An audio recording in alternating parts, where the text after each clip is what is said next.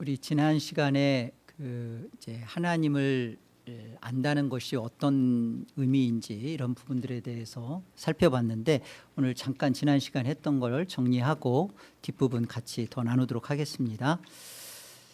우리가 하나님과 거룩한 삼위일체를 알매 있어서 이제 그 웨스트민스터 신앙고백서가 이제 삼위일체로 바로 설명하기 전에 그 하나님에 대한 본질과 속성을 굉장히 깊이 있게 다뤄요. 그렇기 때문에 먼저 하나님을 안다는 게 무엇인지 그런 의미부터 우리가 정확해야만 하나님의 존재와 속성에 대해서 우리가 좀 더 명확해지겠죠. 먼저 하나님을 안다는 말의 의미가 뭐라고 되어 있어요? 우리 같이 한번 읽어볼까요? 정보적으로 하나님에 대해서 안다가 아니라 관계적으로 하나님을 안다는 것이다. 하나님을 안다. 그것은 지식적으로 나는 하나님에 대해서 이러이러한 것을 아는 정보가 있고 지식이 있다. 그것을 하나님을 안다라고 말하지 않아요. 그건 하나님에 대해서 안다라고 하는 거겠죠. 하나님을 안다라는 것은 정보적이 아니라 관계적인 거예요. 관계적으로 나는 하나님을 안다. 관계적으로 하나님을 안다는 것에 두 가지 요소가 있어요. 첫째는 인격성입니다. 하나님을 안다는 것에 대한 지식, 감정, 의지가 수반하는 거예요. 동반하는 거예요. 하나님을 관계적으로 안다 그럴 때 이 인격성을 먼저 생각하셔야 돼요. 그래서 하나님은 이 하나님을 아는 문제에 있어서 하나님의 자녀로서 하나님은 우리와 이렇게 함께하길 원하시고 하나님을 알려주시기를 원하셔서 천사도 아닌 사람에게만 지정의가 있는 인격적 요소가 있는 하나님의 형상으로 사람을 창조하신 거예요. 그래서 우리가 하나님의 형상의 소유자다 그럴 때 먼저 생각할 것은 내가 하나님과 인격적으로 관계할 수 있는 자구나. 인격적 지정의를 가진 그 하나님과 관계하는. 그래서 이 관계는 천사도 해요. 그러나 천사는 피조물로서의 관계고 사람은 하나님의 자녀로서의 관계예요. 인격의 유일한 요소는 천사와 사람만이거든요. 그런데 사람만이 독특하게 하나님의 형상으로 지으시고 그 하나님의 형상으로 지은 우리에게 자녀라는, 하나님의 자녀라는 그런 이 하나님에 대한 아는 것. 그래서 이제 뒤에서 다루겠지만 영생은 오래 사는 게 아니에요. 하나님의 자녀됨이에요. 그래서 이 하나님의 자녀됨 속에 있는 첫 번째가 인격성입니다. 두 번째가 뭐죠? 은혜성이에요. 은혜성이 뜻하는 것은 이게 하나님의 그 주권적 역사인데요. 우리가 하나님을 알려고만 하면 알 수 있다. 이거는 하나님을 안다는 의미가 아니에요. 하나님에 대해서는 뭐 지식적으로 뭐 이렇게 정보적으로 자기가 알려고 하면 뭐 인터넷을 뒤지거나 뭐 책들을 보면서 이렇게 뭐 깨달아갈 수는 있겠죠. 이성적으로 타락했지만 그러나 그 안에 논리성을 가지고 어느 정도 하나님을 조합해서 이렇게 이런 거구나라고 해석해낼 수 있을 거예요. 그런데 하나님을 안다는 것에는 은혜성입니다. 내가 알려고 해서 알 수 있는 부분이 아니라는 거예요. 그럼 어떻게 해야 되는 거예요? 하나님이 알려주셔야만, 그리고 알려주시는 데까지 알 수 있다는 거예요. 그래서 우리가 엎드리는 거예요. 하나님 알려주세요. 하나님 보여주세요. 하나님을 제가 깊이 그 하나님을 만날 수 있도록 도와주세요. 여러분, 이것이 하나님을 안다라는 것에 대한 의미예요. 아시겠죠? 지난 시간에 했어요. 두 번째, 하나님을 알기 위한 조건이 있습니다. 하나님을 알기 위한 조건. 칼빈이 한 말인데요. 우리 같이 한번 읽어봅시다. 함께요. 먼저 우리 자신에 대해 불쾌하게 여기게 되지 않고서는 하나님을 진지하게 사모할 수가 없다. 칼빈은 그 율법에 있어서 세 가지 용도를 말했는데 이것이 이제 칼빈의 첫 번째 율법의 제일 용도에 해당되는 거예요.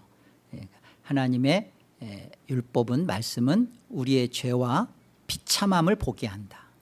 그래서 자기 결핍을 인식한 상태가 되도록 하는 거예요. 특별히 율법이, 말씀이. 그래서 하나님을 알기 위한 조건이 뭐냐면 하나님께서 하신 일이죠. 우리에게 하나님 말씀을 통해서 또 우리의 삶 속에서 죄와 비참함을 통해서 나는 결핍의 존재구나. 나는 나 스스로를 해결할 수 없는, 답이 없는 존재구나라는 것을 보게 합니다. 이게 하나님을 알기 위한 유일한 조건이에요. 우리가 좀 더 해박해져야 되고 우리가 어떤 다른 모습을 가져야만 이렇게 정보가 커져야만 하나님을 알 수 있는 부분이 아닙니다. 이로써 하나님을 우리가 이렇게 바라보게 되는, 하나님을 정말 의지하게 되는 이유가 이거죠. 지금 나에게 있는 이 결핍을 채울 수 있는, 어떻게 채울 것인가, 그 해답을 거기서 찾는 거예요. 하나님을 아는 데서. 하나님을 알아야만 나의 이 죄와 비참함의 이 결핍을 해결할 답이 거기 있겠구나. 그래서 우리가 진지하게 하나님 앞에서 신앙하게 되는 자세, 이 태도는요, 자신의 결핍, 자신의 죄와 비참을 보았을 때예요. 자기가 여전히 죄인이고 이 죄인된 자신의 상태를 스스로 벗어날 수 없다라는 한계를 보지 않은 사람은 하나님 앞에 진지하게 나아가지 않습니다. 그리고 그 하나님을 알 필요를 못 가져요. 하나님에 대해서는 알겠죠. 그리고 그 하나님에 대해서 아는 것으로 천국도 이해하고 구원도 이해하고 다 그래요. 하나님 나라도 이해하고. 그런데 그것은 하나님을 아는 게 아닙니다. 다시 말할게요. 하나님을 안다는 것은 영생이에요. 영생은 하나님의 자녀됨이에요. 영생은 절대 오래 산다는 게 영생 아닙니다. 오래 사는 건 영벌도 오래 사는 거예요. 그러니까 오래 산다라는 게 아니라 불생불사? 이게 영생이 아니라 하나님의 완전한 자녀 되는 것이 영생이고, 영생이 유일하신 참 하나님과 우리 주 예수 그리스도를 아는 것입니다. 요한복음 17장 3절에 기록되어 있어요. 그렇다면 우리 안에 하나님을 아는 문제가 내 안에서 답이 돼야만 이게 자녀가 되는 문제구나, 이게 구원이 되는 거구나. 그래서요, 여러분들이 그동안 붙잡았던 이 풀뿌리 하나까지 놓았을 때 비로소 거기서 신앙이라는 것이 시작되는 거예요. 여러분이 아직도 붙잡고 의지하는 게 뭐가 있다. 나는 그걸 붙잡고서 이거 붙잡고 또 하나님도 지금 대롱대롱 붙잡을 수 있다. 하나님에 대해서요 지금 내가 알고 있는 영역에 있다라는 자기 반증이에요. 정말 하나님이 자기 사랑하는 자기 백성들에게 하나님이 하시는, 하나님을 알기 위한 조건이 그거잖아요. 우리를 낮추십니다. 어떻게 낮추세요? 우리의 처절한 시커먼 처절한 더럽고 한량하기 짝이 없는 나의 더러운 죄의 본성을 보게 하시고 거기에서 절망하게 한다고요. 엎드리게 한다고요. 왜 울까요? 세상 사람들처럼 상대적으로 좀 더 도덕적으로 깨끗해서 울지 않아요. 그런 것과 내가 하나님의 거룩함 앞에서, 자녀됨 앞에서 소외되고 벗어난 것에 대해서 그런 자신의 모습이 깨달아지기 때문에 우는 거예요. 내가 하나님의 자녀답지 못하구나, 자녀가 아닌 모습이구나, 이 모습 앞에서 있게 되는 것이죠. 세 번째요, 하나님을 알 수 있는 수단. 첫 번째는요, 우리가 창조주 하나님으로서 알 수 있는 것은 이제 자연 계시라고 하는 일반 계시 영역 안에 있는 것들, 창조주 하나님을 이렇게 알 수 있어요. 그림적으로 우주 만물의 모든 것들을 보면서 하나님께서 이렇게 창조주시구나, 하나님이 모든 것을 만들 조물주시구나, 주인이시구나 알 수 있어요. 또 우리 안에 있는 그 하나님이 사람에게만 주신 이 양심을 통하여 하나님의 율법 앞에 괴로움과 고통을 겪게 합니다. 자, 그러나 이것은 구속주 하나님을 알 수는 없어요. 다시 말하면 하나님은 누구신가? 그 하나님이 왜 몸을 입고 이 세상에 오셔야만 했는가?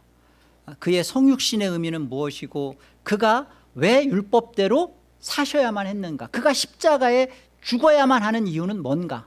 그 십자가에 죽으시는 그분은 신성으로서는 하나님이고 사람의 몸으로서는 완전한 인간인데, 인성이신데 왜 이 양성을 가지고 십자가에 죽어야만 하는가?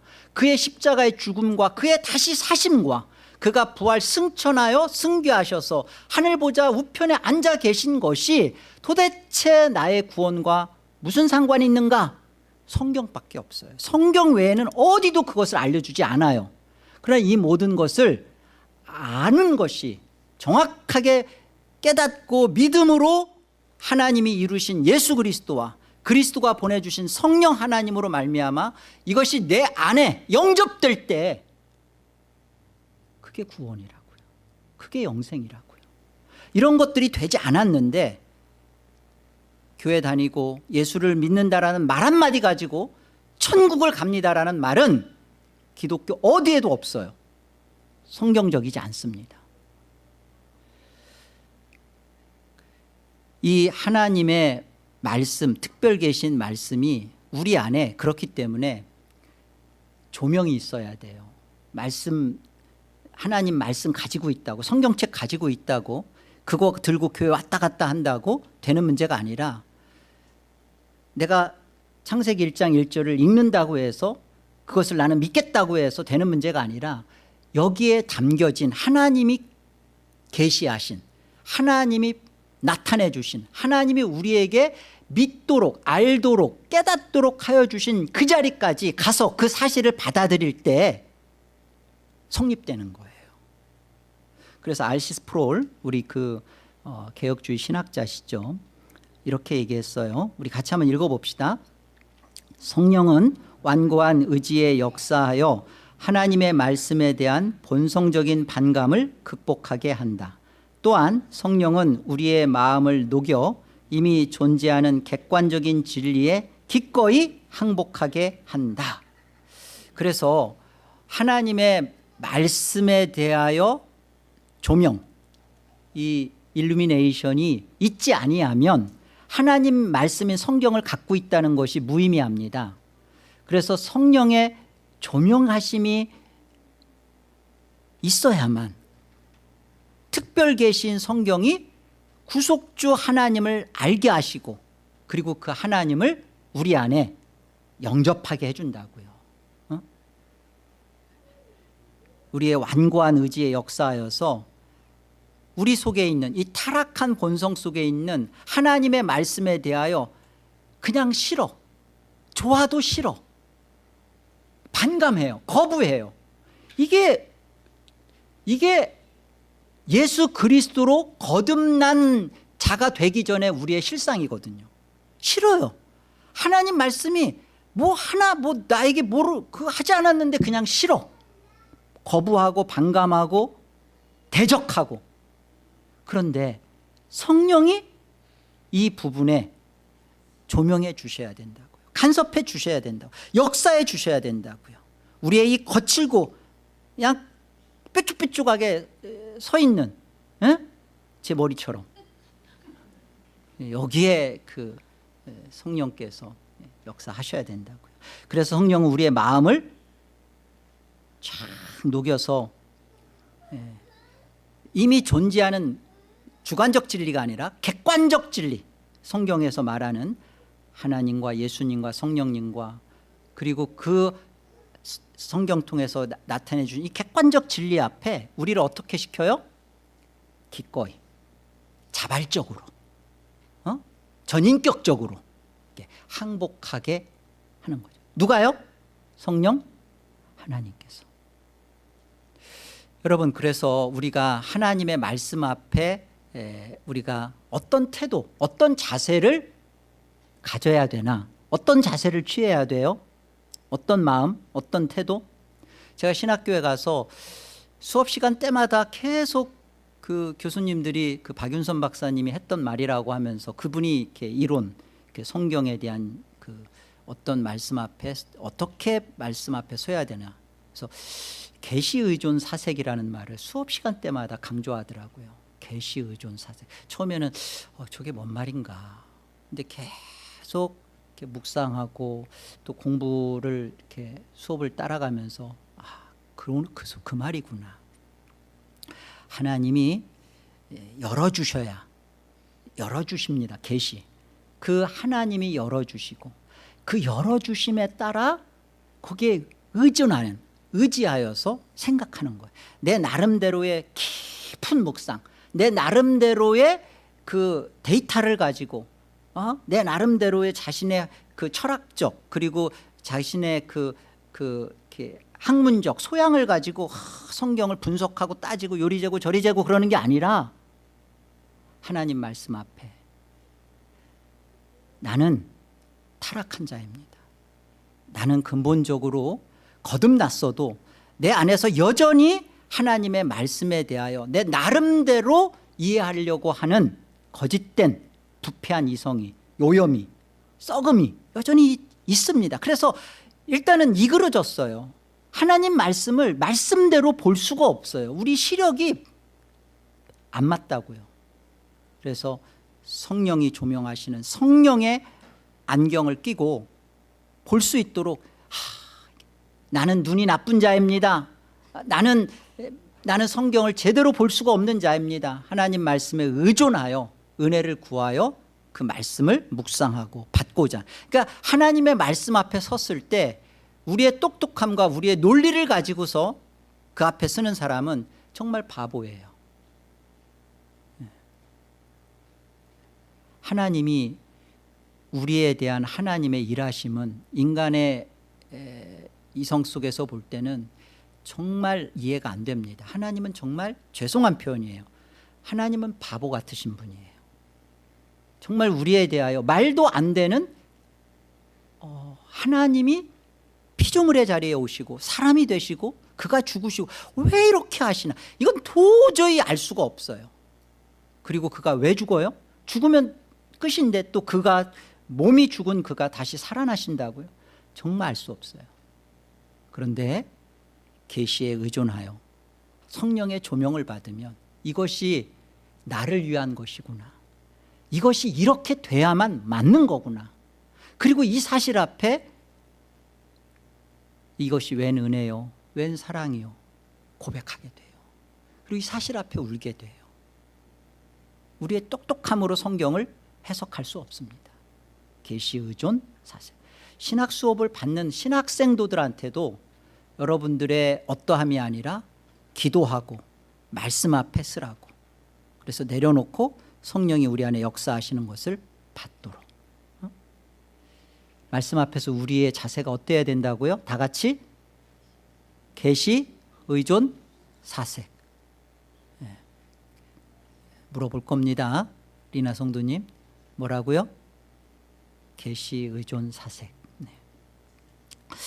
자, 하나님을 알아야 하는 이유를 보겠습니다. 첫 번째, 하나님을 알아야만 무엇을 얻을 수 있기 때문이라고요? 영생입니다. 영생은 다 같이요. 죽지 않고 오래 사는 것이 아니라 완전한 하나님의 자녀됩니다. 영생은 영원히 사는 건, 그건 영벌도 영원히 살아요. 영생은 영원히 불생불사 하는 것이 아니라 하나님의 자녀되는 거예요. 그래서 여러분, 에덴 동산에서 이 있었던 그 아담 또 하와, 이들은요 영생의 존재가 아니라고요. 그런데 그들에게 선악을 알게 하는 지식의 나무 먹지 말아라 라고 하시는 하나님의 요구, 명령, 인격적 순종을 요구하심은 하나님의 자녀로서, 하나님의 완전한 자녀로서 그들을 받고자 하심이에요. 완전한 자녀로 받고자 하심. 정말 우리가 자식 키우다가 보면, 특별히 이제 아버지 되시는 분들이 그러잖아요. 그 먹을 것 잔뜩 사다 주고, 사다 놓고서 다 사다 놓고, 그리고서는 사다 준 거 막 열심히 이렇게 그 아들이나 딸이 먹고 있는데 그거 하나 뺏어 먹으려고 하죠. 그거 하나 달라고, 달라고 그러면 어떻게 해요? 애가 안 주죠. 안 주죠. 어떻게든지 먹으려고 하면 막 울죠. 사실은 그거 먹고 싶어요, 솔직히. 그거 먹고 싶어요. 먹고 싶었구나. 근데 사실은 그거 주면 더 많은 것을 주려는 그 부모 마음이 있는 거죠. 자녀라는 거, 내가 네 아빠야, 내가 네 엄마야 라는 인격적인 것을 누리고 확인받고 싶은 거잖아요. 확인받고 싶은 거잖아요. 하나님이 우리에 대하여 자녀로서, 영원히 완전한 자녀로서 함께하기 위하여, 그 정말 어려운 명령도 아니에요. 선악을 알게 하는 지식의 나무 그거 건들지 말아라, 먹지 마. 이거 정말 어려운 거 아니에요. 죄가 들어오기 전이란 말이죠. 영생을 주시기 위함이에요. 영생을. 여기에 하나님의 인격적 사랑이 있는 겁니다. 두 번째요, 하나님을 알아야만 나를 온전히 알 수 있기 때문이다. 누가복음 5장 8절 같이요. 시몬 베드로가 이를 보고 예수의 무릎 아래 엎드려 이르되 주여 나를 떠나소서 나는 죄인이로소이다. 여러분, 이 고백 한번 하나님 앞에서 여러분 이런 고백 한번 해보셨어요?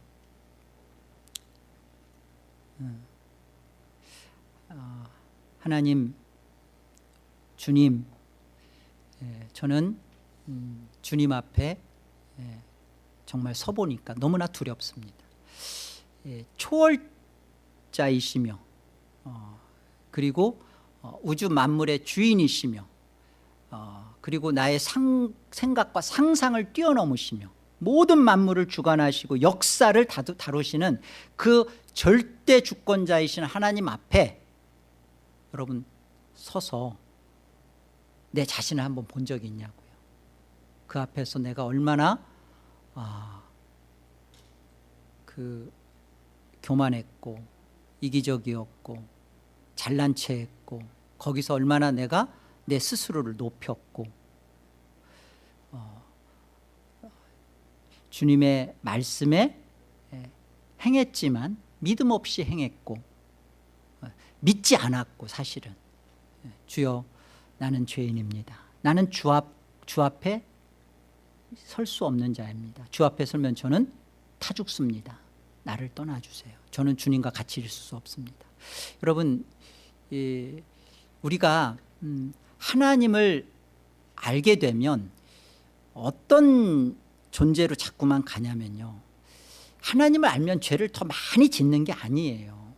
하나님을 알면 사실 죄를 많이 짓는 게 아니라 죄가 더 깊은 것까지 다가와요. 깨달아져요.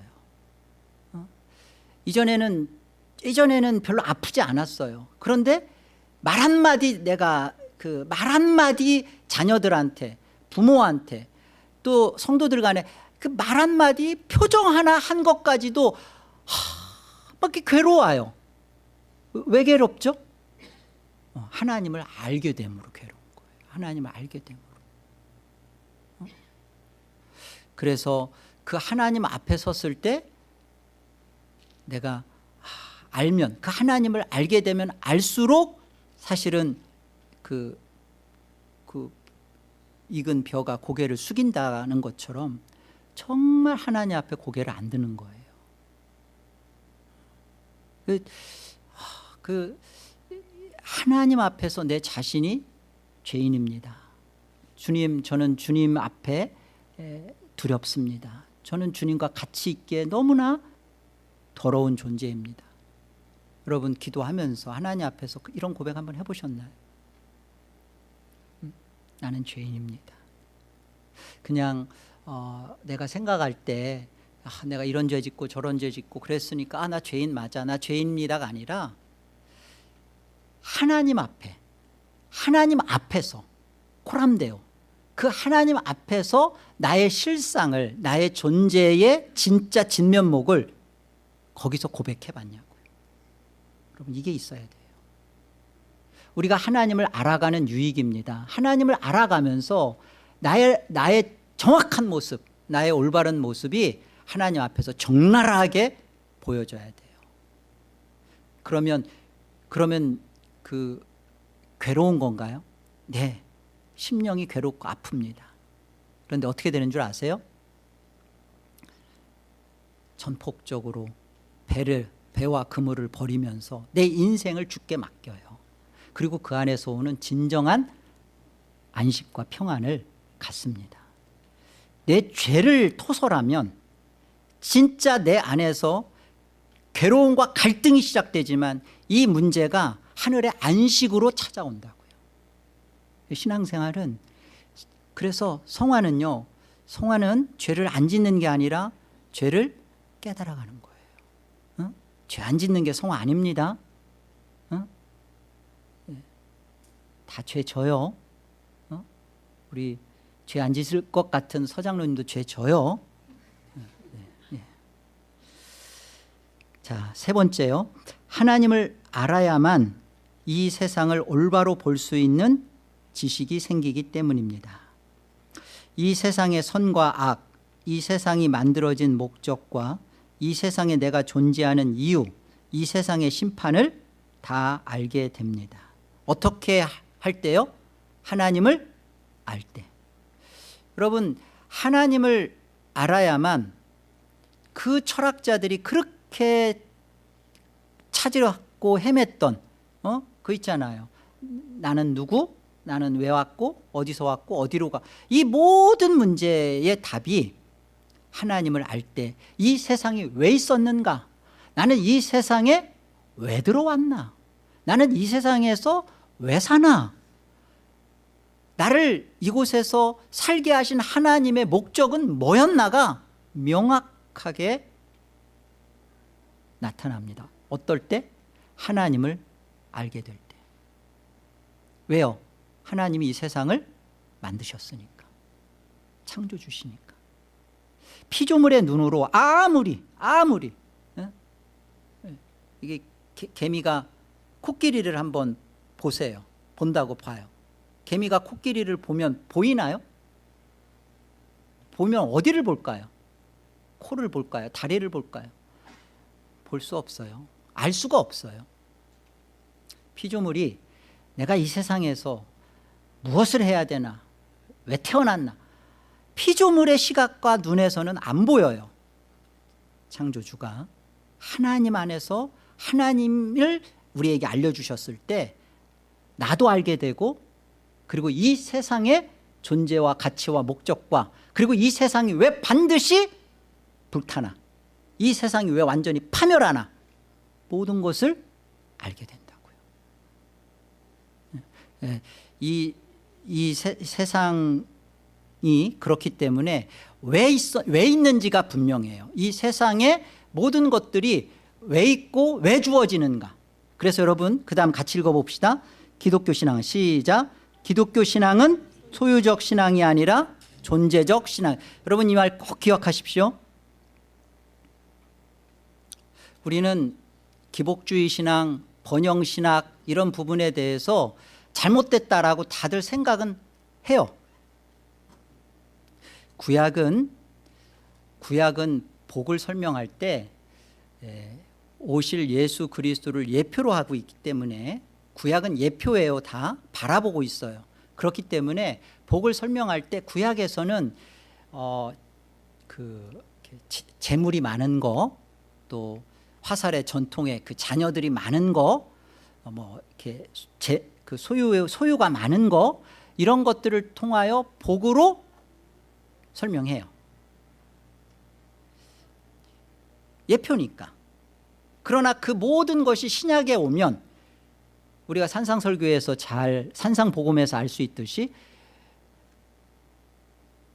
어떻게 시작해요? 복이 있도다. 심령이 가난한 자요. 복이 있는 증거가 심령이 가난한 거래요. 이게 신약은 성취입니다.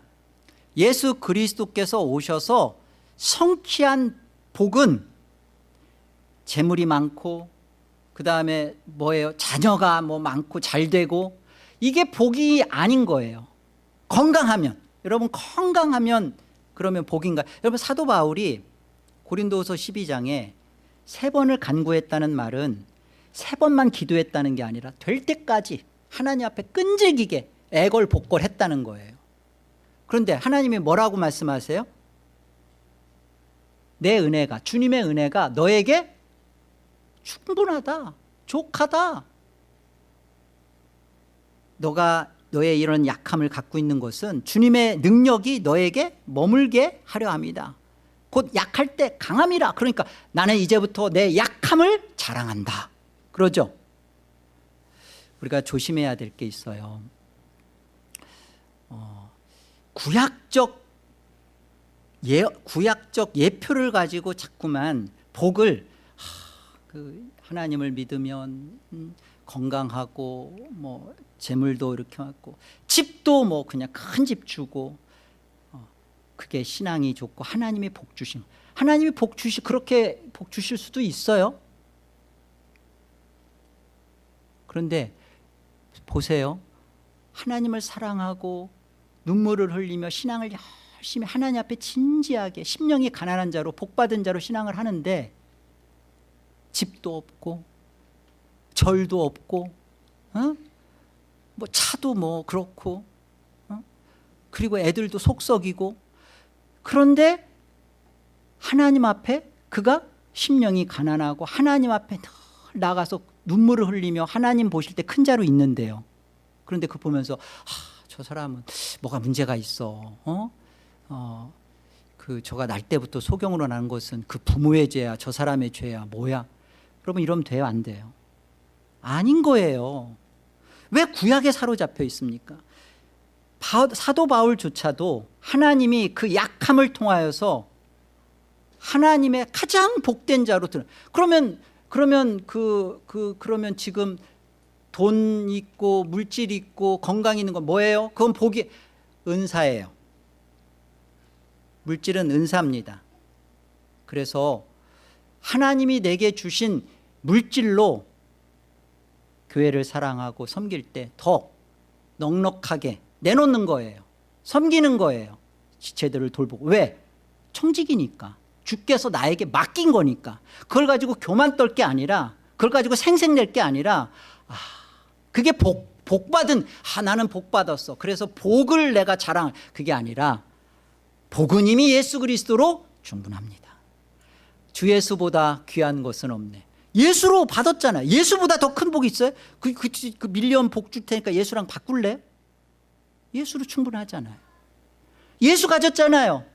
신약에서 구약을 해석해야지, 구약에서 하나님 예수를 잘 믿으면 예수도 또 세상도, 세상은 하나님이 세상을 나에게 주는 것은 맡기는 거예요. 물질을 맡기고 건강을 맡기고 생명을 맡기는 거예요. 어떻게 살라는 거예요? 주와 복음을 위해서, 하나님의 뜻과 영광을 위해서 살라는 겁니다. 큰일 났네요. 지난주하고 똑같네요. 순서가. 빨리 나가야 되는데. 따라서 이 세상의 소유와 존귀는 나를 향해 두신 하나님의 뜻을 이루매. 이게 무슨 말인지 알겠어요? 이 세상의 소유와 존귀는 하나님이 나를 향해 두신 하나님의 뜻을 이룸에 있어서. 그래, 어떤 사람은 예수 그리스도로 복받는 인생이 되기 위하여 그를 어떻게 하겠다는 거예요? 가난하게도 하겠다는 거예요. 아멘 안 하죠. 그냥 부자가 되게 하겠으면 곰새 아멘 할 건데, 그죠? 그리고 어떻게 하겠다는 거예요? 아프게도 하겠다는 거예요. 자녀 문제 가지고 속 썩게도 하겠다는 거예요. 네? 영접하시기 바랍니다. 네 번째, 하나님을 알 때 진정한 경건을 가질 수가 있기 때문입니다. 칼빈은 하나님을 아는 지식을 얻기 위한 제일 먼저 해야 하는 요건이다. 그게 뭐라고요? 경건이라고 그랬어요. 경건. 하나님을 아는 지식을 얻기 위해서 제일 먼저 해야 하는, 가져야 되는 요건이 뭐냐면 경건이라고요. 우리가 하나님 앞에서 나는 비참한 존재입니다. 하나님 앞에 엎드릴 때 갖는 그 태도, 자세가 경건이에요. 겸손이고 경건이에요. 그러니까 하나님을 알기를 원한다고 하면서 경건한 태도와 자세를 취하지 않는 것은 하나님을 알고자 함이 아닙니다. 하나님에 대해서 알려고 하는 탐심이고 더러운 욕심이에요. 자신의 안목의 정욕, 육신의 자랑, 육신의 정욕, 이생의 자랑을 채우고 싶은 거짓된 거예요. 경건이 있어야 됩니다. 시편 112편 1절 2절 같이요. 할렐루야. 여호와를 경외하며 그의 계명을 크게 즐거워하는 자는 복이 있도다. 그의 후손이 땅에서 강성하며 정직한 자들의 후손에게 복이 있으리로다. 여호와를 경외하며 그의 계명을 크게 즐거워하는 자는 복이 있도다. 이게 어명입니다. 어명. 어명. 하나님, 왕이신 하나님의 명령입니다. 여호와를 경외하라. 그리고 나의 계명을 즐거워하고 지켜라. 이것을 갖고 있는 것이 경건이에요. 그래서 경건은 다른 게 아니에요. 이제 경건은 시편 112편에서 말하는 것처럼 경외인데요. 경외는 두 가지예요. 두려움과 사랑. 하나님을 사랑하고 하나님의 말씀을 두려워하는 것이 이게 경외예요. 두려움과 사랑이 같이 있는 겁니다. 그래서 공포와는 달라요. 하나님을 앞에 생각할 때, 또 말씀을 생각할 때 공포감을 느끼고 막 두려움에 사로잡히고 그런 게 아니라 하나님의 사랑하며 그 하나님을 두려워하는. 그래서 이게 하나님의 인식 여부예요. 내가 하나님을 인식하는가? 우리가 이제 정말 성경론도 이렇게 다루고 그러는데 신학교에서 인식론을 다뤄요. 인식론. 그 인식론이 뭐냐면 내가 하나님을 정말로 인식하고 있나? 인식한 유무가 뭐지? 난 하나님을 인식하고 있다. 아니, 난 하나님을 인식하지 않고 있는데 그냥 종교적으로 그냥 왔다 갔다 하는, 그냥 그게 하나님인지 부처인지 공자인지는 모르고 그냥 종교성 가지고. 근데 하나님을 인식하는 인식 여부가 뭐냐면 경외라고요. 하나님을 두려워하고 하나님을 사랑하는 거예요. 하나님의 말씀 앞에 벌거벗겨지는 거예요. 내가 하나님 말씀대로 못 살고 있구나. 이걸 정당성을 부여하지 않는 거예요. 못 사는 거는 내 자신이 하나님 앞에 두려움을 가져야 합니다. 못 살아도 되는 문제가 아니라 못 살면 안 되는 문제예요. 그리고 못 살아지는 그것에 대해서 공포감을 느끼고 발발 떨 게 아니라 하나님이 나를 사랑하시는구나, 나를 붙들고 계시는구나, 일어서라 하시는구나, 죄를 이길 수 있게 나와 함께 하시는구나, 죄를 져서는 안 되는 존재가 나구나. 이게 경외라고요. 이게 하나님을 인식하는 거예요. 이게 없이, 하나님을 경외함이 없이, 말씀에 대한 두려움 없이, 하나님을 사랑함 없이 신앙하는 것은 하나님이 인식된 게 아니라고요. 명확하죠? 오늘날 교회 주일학교의 실패가 자타가 공인하고 있습니다. 어디가 문제일까? 여러분, 우리가 기도해야 돼요. 하나님을 인식시키는 데 초점이 있어야 돼요. 우리가 가정 경건회를 자녀들과 이렇게 하잖아요. 여러분, 초점이 뭐예요? 가정 경건회의 초점은 하나님을 경외해야 돼요. 하나님을 두려워하며 하나님을 사랑하는 자리로 인생을 이끌고 가야 돼요. 그게 하나님을 인식시키는 이 부분에 여러분 엄마 아빠가 기도하셔야 합니다. 교회에서 장로님들, 집사님들, 우리 성도님들 자녀들을 위해 기도해야 되고, 성도들을 위하여 우리가 기도할 때도 이 문제예요. 주일날 복음 강설에서 있어야 되는, 힘써 싸워야 되는 일은, 마귀가 정말로 원치 않는 일은 뭐예요? 하나님이 인식되어지는 부분이에요. 하나님을 경외케 하는 신앙이 되는 것을 두려워해요. 왜요? 하나님을 경외하기 시작하면 말씀대로 살려고 몸부림치거든요. 교회가 기도하지 않을 수 없거든요. 이 문제예요. 그래서 모든 신앙의 행위의, 일체 신앙 행위의 출발은 하나님을 두려워함과 하나님을 사랑하면서 출발되어져야 합니다. 우리 갑시다. 5번째요. 하나님을 알 때 교회 신앙이 견고하게 될 수 있기 때문입니다. 여러분, 그 칼빈이나 또 이 그 웨스트민스터 신앙 고백이나요, 이 종교개혁자들의 이 교회로는 생각해 보세요. 로마 가톨릭의 그 거짓된 그 교회로부터 교회론이 나온 거예요. 그러니까 저거는 거짓 교회야. 그러면 참 교회는, 그래서 이 참 교회는 로마 가톨릭이라고 하는 이 공동체와 대조해서 교회론을 설명한 거라고요. 그러니까 그 하나님을 아는 문제, 칼빈의 기독교 강의고도 제1장을 시작할 때 바로 이 하나님을 알 때 나를 알 수 있고 나를 알 때 하나님을 알 수 있다, 이렇게 시작을 할 때 이 모든 것의 출발에 교회론으로 연결할 때 보면요, 개인 신앙이 아니라 교회 신앙이에요. 우리가 하나님을 정말로 알게 되면 하나님은 우리를 하나님 나라의 백성이요, 하나님의 자녀로서 우리를 그리스도를 머리로 한 한 지체로 이렇게 묶어서 예배 받으시고 하나님의 자녀로 함께 하신다라는 것을 배우게 돼요. 에베소서 2장 22절 함께요. 너희도 성령 안에서 하나님이 거하실 처소가 되기 위하여 그리스도 예수 안에서 함께 지어져 가느니라. 하나님이 거하실 처소, 그 성전이 되기 위하여 그 자녀죠. 하나님이 함께 누리고 사귀는 그런 인격적 교제, 그 안에 성삼위 하나님의 이 아름다운 사귐과 교제 안에 함께 그 누림 안에 들어가기 위하여 그리스도 예수 안에서 각자 나 하나만 함께. 우리가 주일 예배만이 아니라 수요 공적 모임에 힘써 모이는 이유는, 그래 웨스트민스터 안 배웠는데 한번 이번에 좀 한번 제대로 배워보자, 그런 마음도 이쁜 마음이에요. 그런데 은혜가 있든 없든 내가 머리 대신 예수 그리스도가 이 모임에 계시고 또 각 지체들이 함께 올 때 내가, 내 팔이, 내 다리가 내가 여기 있어야 되는구나. 함께 모여서 함께 하나님의 말씀 안에서 은혜 나누고 하나님이 주시는 고난을 같이 감당하고 함께 지어져 가는 겁니다. 나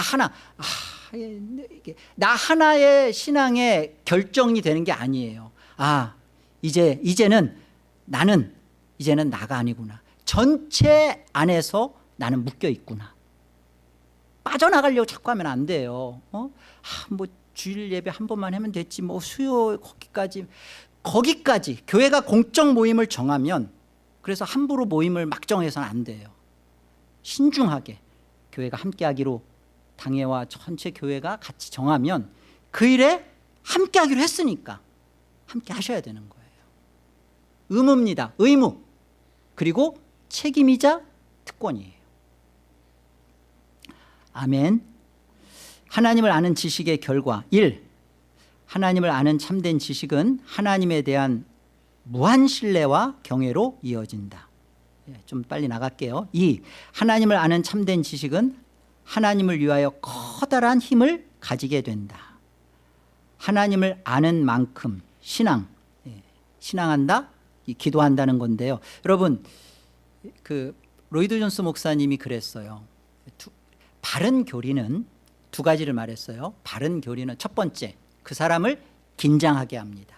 두 번째, 그 사람을 반드시 기도의 자리로 이끕니다. 우리가 하나님을 아는 바른 교리, 바른 지식을 배웠어요. 그런데 그것에 대하여 하나님 말씀대로 살려고 하는 긴장감이 있어야 된다고요. 아무런 긴장이 없어. 그냥 느슨해. 여러분, 신앙생활은 절대 느슨한 것에서는 안 돼요. 게으른 거 죄예요. 나태한 거 하나님 앞에 범죄하는 겁니다. 느슨해서는 안 돼요. 긴장해야 됩니다. 하나님의 말씀 앞에 오늘도 이 말씀대로 삼가, 내가 말씀대로 순종하고 지키며 살자. 왜? 내가 자녀니까. 이 땅에서 자녀로 사는 거죠. 그리고 반드시 우리를 어떻게 해줘야 돼요? 하나님 말씀이. 내가 하나님 말씀을 아주 잘 알아. 막 요리조리 알아. 어떻게 그런 것까지 알았는지 그냥 다 알아. 그런데 기도 안 해. 그러면 어떻게 돼요? 그 사람? 그가 알고 있는 지식은 하나님을 아는 지식이 아니라 하나님에 대해서 아는 지식으로 금세 변질돼 버려요. 그래서 기도는 이겁니다. 기도는 잘 정리하세요. 하나님의 주권 인정 행위예요. 기도가 뭐다? 다 같이 하나님의 주권 인정 행위다. 여러분, 기도를 해야 하는 이유는 하나님의 주권이 우리 안에서 펼쳐지기 때문에 그래요. 그래서 우리는 이 문제에 대해서 기도해야 합니다. 자녀를 위해서 무슨 일이, 자녀가 아프거나 또 무슨 일이 생기거나 그럴 때 뭐 하나님의 뭐 이렇게 다 알아서 뭐 하겠지. 다 알아서 하는 게 아니라 지금 하나님의 주권적 역사가 이루어지고 있는 거예요. 수요 모임 뭐 그냥 아니에요. 있는 거예요. 그래서 기도하는 거예요. 하나님의 주권적 그 주권을 인정하는 행위로. 그래서 이 하나님의 주권 인정 행위 속에서 기도는 하나님의 뜻을 내 뜻대로 바꾸지 않습니다. 기도는 하나님의 뜻을 내 뜻으로 변형시키는 게 절대 아니에요. 보좌를 흔들어서 하나님의 뜻이 어지러워서 갑자기 하나님의 생각을 바꾸시는 게 아니에요. 기도는 뭐예요? 하나님의 선하신 뜻. 하나님의 뜻은 하나님은 뜻을 세우세요. 그죠? 하나님은 뜻을 세우세요. 하나님의 뜻이 세워지면 그 뜻은 이루어져요. 그죠? 그 이루어지는 하나님의 뜻은 반드시 선하세요. 아멘. 하나님은 뜻을 세우시고 하나님이 세우신 뜻은 반드시 이루어지고 하나님이 반드시 이루시는 그 하나님의 뜻은 선하시다. 아멘. 그래서 하나님의 그 선하신 뜻에 내 뜻을 맞추는 거예요. 고정시키는 거예요. 그리고 내 뜻이 자꾸 올라오면 이것을 굴복시키는 거예요. 이게 기도예요. 이게 하나님을 아는 지식이 있는 자에게서 나타나는 결과입니다. 여러분, 이 결과가 안 나타나면 회개하셔야 돼요. 신앙을 안 하시거나 잘못하시는 거예요. 그냥 도매금으로 하지 마세요. 에덴 개혁장로교회가 뭐 바른 교리가 가르쳐지고 그리고 에덴 교회 왔다 갔다 예배하고 그러면 뭐 같이 올라갈 때 같이 올라가겠지. 아니잖아요. 이 중에서 우리가 항상 깨어 계셔야 합니다. 우리 교회는 다 천국 가. 그러면 좋죠. 저는 정말 그렇게 기도합니다. 그런데 이 중에서 하나님을 아는 자가 있고 하나님에 대해서 아는 자가 있을 수 있어요. 내가 하나님에 대해서 알고만 있다면 나는 구원 바깥에 있다라는 생각을 하셔야 돼요. 그리고 하나님을 알고 있는 지식으로 내가 나오는 결과가 이런 거잖아요. 하나님에 대한 무한 신뢰와 경외로 이어지고, 그리고 하나님을 위한 커다란 힘을 갖는, 그 커다란 힘이 뭐예요? 하나님의 선하신 뜻, 주권을 인정하고 하나님의 뜻을 이루는 일에 무릎 꿇어 그 뜻에 내 힘을 보탠다고요. 물론 하나님의 그 이루어진 뜻에 내 힘이 보태지는 거 아니에요. 그런데 하나님은 그걸 기뻐 받으세요. 그 뜻을 사용하세요. 그리고 그것을 같이 나누기를 원하신다고요. 하나님을 진정으로 안 결과의 필연적 열매는 하나님의 큰 목적을 위하여 기도하고자 하는 왕성한 기운을 가진다. 참 멋진 표현이죠. 하나님을 아는 자들은 일상생활 가운데서 매일 발견하는 주위의 모든 불경건과 배교에 대해 기도할 수 있다. 자, 그 다음 같이 읽어요. 그런데 그런 기도를 할 만한 아주 적은 기운이나 실제로 실천하는 것이 조금이라도 없다면 그것은 아직 하나님을 거의 알지 못하고 있다는 표정이다. 아시겠죠? 아직 하나님을 모르는 표정입니다. 이렇게 쓰고 싶었는데 하나님을 거의 알지 못한다. 여러분 잘 해석해서 들으세요. 세 번째, 하나님을 아는 참된 지식은 위대한 하나님의 관점을 지니게 된다. 함께 읽어요. 역사의 매 시점마다 하나님의 손이 위에 있으며 역사란 사실상 하나님의 이야기이며 그의 영원한 계획이 실현된 것이며 종말에 가서 승리하는 것은 하나님 나라라는 것을 기억하며 살게 된다. 이게 하나님의 관점을 갖는 겁니다. 내 관점, 사람의 관점 버리게 돼요. 하나님을 아는 참된 지식을 갖게 되면. 네 번째, 우리의 만족과 평화의 폭이 얼마나 되느냐는 우리가 진정으로 하나님을 알고 있는지를 판단할 수 있는 척도이다. 이 부분은 조금 설명이 필요해요. 제가 5분에 걸쳐서 할게요. 요한복음 17장 5절에 보면 이렇게 말씀하십니다. 예수님께서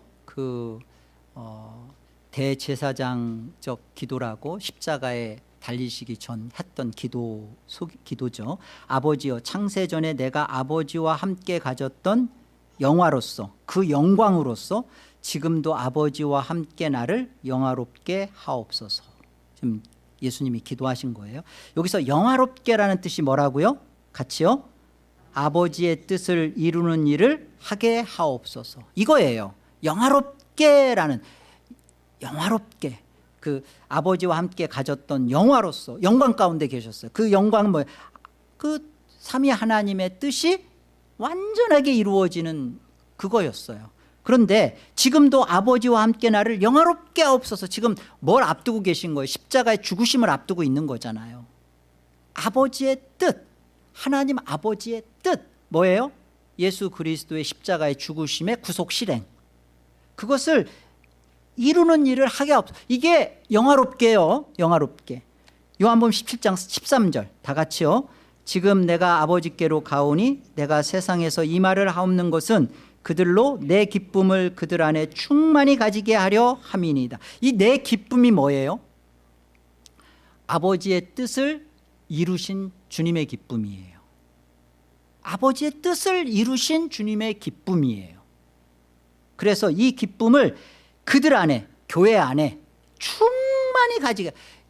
아버지의 뜻은 십자가의 죽으심 다 이루었다, 율법을 다 성취하시는, 이게 아버지의 뜻이었어요. 그런데 그 아버지의 뜻을 이루시도록 하는 게 영화롭게였는데, 지금 주님의 기쁨은 그것을 이루어 드리는 거예요. 십자가의 그런 부끄러운 치욕을 겪으면서 이 엘리 라마 사박다리, 아버지 하나님의 외면을 받으시고, 가장 무서운 고통이죠.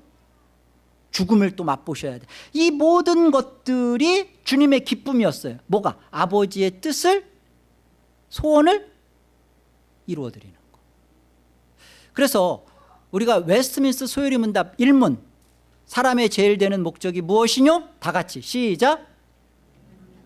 사람의 제일 되는 목적은 하나님을 영화롭게 하는 것과 영원토록 그를 즐거워하는 것입니다. 여러분, 이거에 대한 정확한 정리를 하셔야 돼요. 하나님을 영화롭게 한다. 그게 뭔 말이라고 했어요? 하나님의 뜻을 이루어 드리는 거. 그러니까 인생의 제일 되는 목적은 하나님을 영화롭게, 하나님의 뜻을 이루어 드리는 거, 하나님의 뜻을 이루어 드리는 것이, 그리고 영원토록 그를 즐거워한, 주님께서 아버지를 영화롭게 뜻을 이루어 드리는 것이 내 기쁨입니다 라고 했던 것처럼 하나님을 영화롭게 한다, 하나님을 영광 돌려드린다, 이 말은 하나님께 하나님의 뜻을 이루어 드리는 것이고, 그것이 주님의 기쁨인 것처럼 나의 기쁨이라고. 나의 기쁨. 여러분, 우리가 이거 분명했으면 좋겠어요. 하나님을 영화롭게 하는 것이 영원토록 그를 또 즐거워하는 것이라고 설명하는데, 하나님을 영화롭게 하고 하나님을 즐거워하는 것이 나는 뭐 꼬봉인가? 물론 피조물이니까 어쩔 수 없지 뭐. 이게 아니에요. 하나님을 아는 지식이 우리 안에 분명히 나타나면 어떻게 되느냐, 하나님을 영화롭게 하는 것이, 아버지 뜻을 이루어 드리는 것이 주님이 기뻐하셨던 것처럼 내 기쁨이 돼요. 내 기쁨이 돼요. 하나님을 즐거워하는 것이 나의 유익이고 즐거움이고 나의 열매가 된다고요. 즐겁다고요. 이것이 하나님을 안 자의 복이에요. 하나님을 내가 왜 영화롭게, 그 영화롭게 하는 것이, 영원토록 그를 즐거워하는 것이 나도 즐겁기 때문에, 내가 기쁘기 때문에, 이런 신앙생활을 해나가시는 복된 에덴의 성도들 되길 바랍니다.